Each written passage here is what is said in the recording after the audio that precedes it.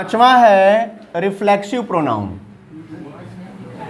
Reflexive pronoun. Reflexive माने होता है निजवाचक। क्या होता है? निजवाचक सर्वनाम। और इसी के साथ जोड़ के 6 नंबर पर देख लीजिए इम्फैटिक प्रोनाउन।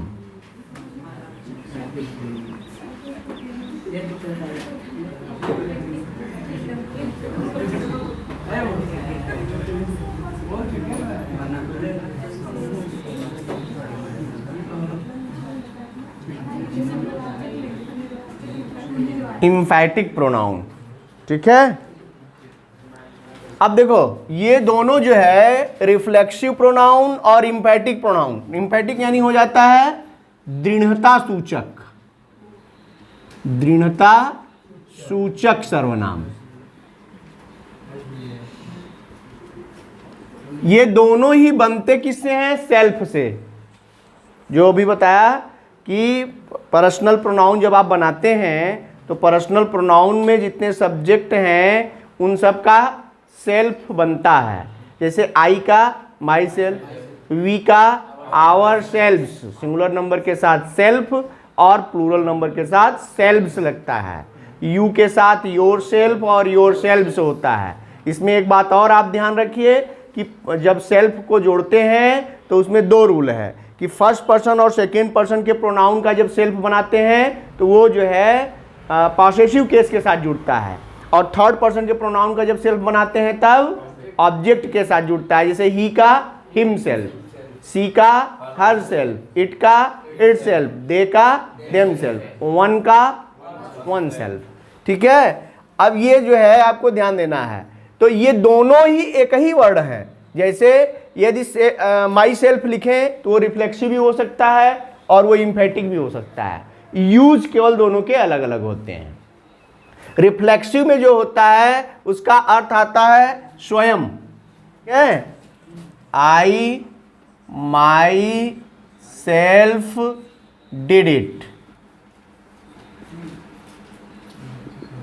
और आई हर्ट माई सेल्फ। ये देखो इन दोनों में देखिए आप माई सेल्फ आया है, लेकिन इन दोनों में अंतर क्या है कि ये आई को क्या कहते हैं? दृढ़ बनाता है। आई को क्या बनाता है?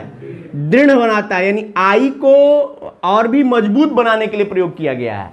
इम्फैटिक माने होता है दृढ़ता सूचक, यानी किसी को दृढ़ यानी और मजबूत बनाने के लिए जो जब इसका प्रयोग किया जाएगा तो इम्फैटिक कहलाएगा। और जब ये निजवाचक के लिए यानी अपने आप, यहां माई सेल्फ का अर्थ निकलता है अपने आप को, और यहां निकलता है स्वयं। मैंने स्वयं यह कार्य किया और मैंने अपने आप को नुकसान पहुंचाया। समझ में आ रही कि नहीं आ रही? यानी इन दोनों में अंतर क्या है कि यहां पर जो है ये आई को ही इम्फैटिक करता है, और यहां जो है ये आई हर्ट को यहां कहो बल्कि कि इसको निजवाचक, ये निजवाचक है। यानी हर्ट किसने किया? मैंने अपने आप को किया। बात समझ में आ रहा है कि नहीं आ रहा है? तो ये जो है ये अपने आप के अर्थ में और ये स्वयं के अर्थ में। यूज ही केवल अलग अलग है इनका।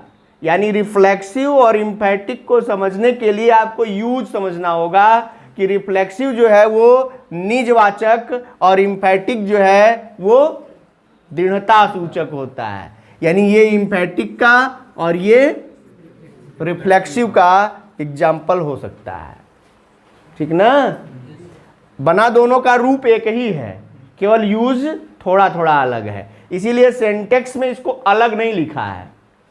सेंटेक्स में रिफ्लेक्सिव और इम्फैटिक प्रोनाउन दोनों को एक ही मान बैठा, क्योंकि ये दोनों एक ही वर्ड हैं, बस थोड़े से यूज में डिफरेंट हैं, ठीक ना। लेकिन समझना जरूरी है कि कब ये रिफ्लेक्सिव हैं और कब ये इम्फैटिक हैं।